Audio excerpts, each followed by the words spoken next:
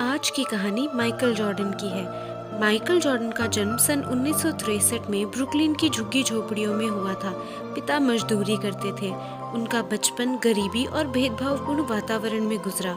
जब वे 13 वर्ष के थे तो उनके पिता ने उनको पुराना टी शर्ट दिया और पूछा, इसकी कीमत क्या होगी? तो माइकल जॉर्डन ने जवाब दिया, शायद $1। पिता ने फिर कहा, क्या तुम इसे $2 में बेच सकते हो? यदि तुम ऐसा कर पाते हो तो मैं समझूंगा कि तुमने अपनी मम्मी और पापा की मदद की। जॉर्डन ने सिर हिलाए और बोले, मैं कोशिश करूंगा। जॉर्डन ने टी शर्ट को सावधानी से धोया और फिर धूप में सूखने के लिए डाल दिया। अगले दिन वो टी शर्ट बेचने के लिए एक व्यस्त स्टेशन पर गया। वहाँ 6 घंटे से अधिक समय तक बेचने की कोशिश की। अंत में जॉर्डन टी शर्ट बेचने में कामयाब रहा। अब उसने $2 लिए और घर भाग गया। उसके बाद हर दिन वह इस्तेमाल किए गए कपड़ों की तलाश करता था, फिर भीड़ में निकल जाता और बेच देता था, क्योंकि वह सफल होने लगा था। 10 दिन से अधिक समय बीत जाने पर उनके पिता ने उन्हें एक बार फिर से इस्तेमाल किया हुआ कपड़ा दिया और कहा, तुम्हें क्या लगता है इन कपड़ों को $20 तक कैसे बेचा जाए? जॉर्डन ने कहा, यह कैसे संभव है? यह कपड़ा तो केवल $2 लायक है। उनके पिता ने फिर से प्रेरित करते हुए कहा, तुम एक बार आजमा कर क्यों नहीं देखते? कुछ न कुछ रास्ता तो होना ही चाहिए। आखिर में माइकल जॉर्डन को एक आइडिया आया। उन्होंने अपने भाई से उस कपड़े पर डोनाल्ड डक और शरारती मिक्की माउस का फोटो बनवा लिया।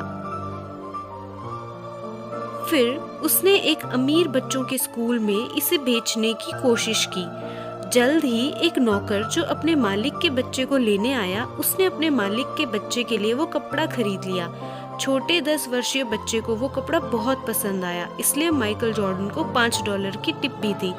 जॉर्डन ने $25 की रकम बहुत बड़ी थी, क्योंकि ये उसके पिता के 1 महीने के वेतन के बराबर थी।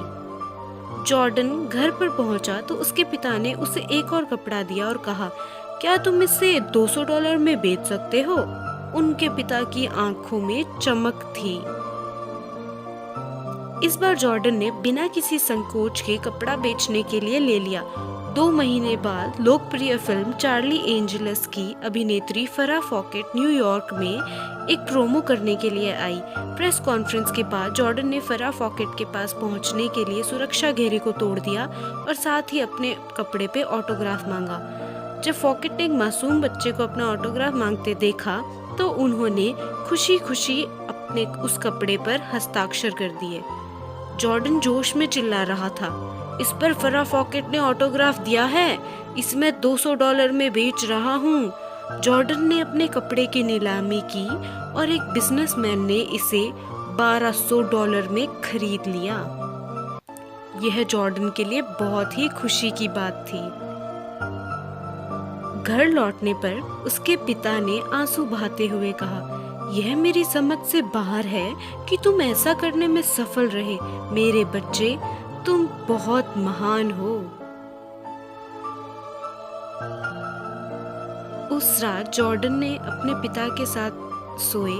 सोते हुए पिता ने पूछा, बेटे, तुमको जो 3 कपड़े मैंने दिए हैं, उनको बेचने का अनुभव क्या रहा? जॉर्डन ने भावुक होकर उत्तर दिया, जो दिमाग से सोच सकता है, उस तक पहुंचने का रास्ता कभी न कहीं जरूर होता है। उसके पिता ने सिर हिलाया और कहा, तुम जो कह रहे हो वह सही है। मैं तुमको यह बताना चाहता था कि $1 के लायक कपड़े की कीमत भी हजारों डॉलर में हो सकती है। उसी प्रकार हो सकता है कि अभी हम गरीब हैं, हमारी हालत ठीक नहीं है, हम इन्हें सुधार सकते हैं। यह इस बात पर निर्भर करता है कि हम उन क्षमताओं का उपयोग कैसे करें जो हमें से हर एक इंसान में मौजूद है। जॉर्डन के दिमाग में तुरंत एक नया सूरज उगा। उसने सोचा कि एक सेकंड हैंड कपड़ों को भी अपग्रेड किया जा सकता है। तो क्या मेरे पास खुद को कमजोर रखने का कोई कारण है? तब से किसी भी मामले में माइकल जॉर्डन को लगता है कि उनका भविष्य खूबसूरत और आशावान है। उन्होंने अपनी क्षमता का भरपूर सम्मान किया। वे दुनिया के सर्वश्रेष्ठ बास्केटबॉल खिलाड़ियों में से एक बन गए और सबसे अमीर एथलीटों में से एक बन गए। तो हमारी कहानी आपको कैसी लगी, ये कमेंट में बताइए। वीडियो को लाइक करें, शेयर करें, चैनल सब्सक्राइब करें।